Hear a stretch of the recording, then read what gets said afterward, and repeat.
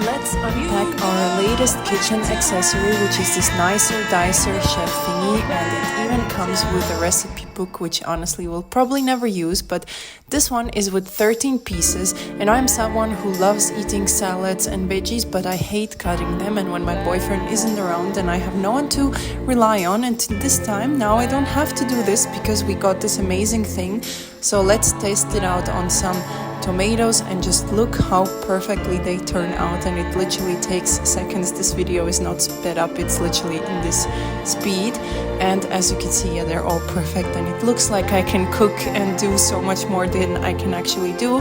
And we also used it on other veggies, and by the way, we're eating wraps if you're wondering, so for me it's a big thumbs up. I love it.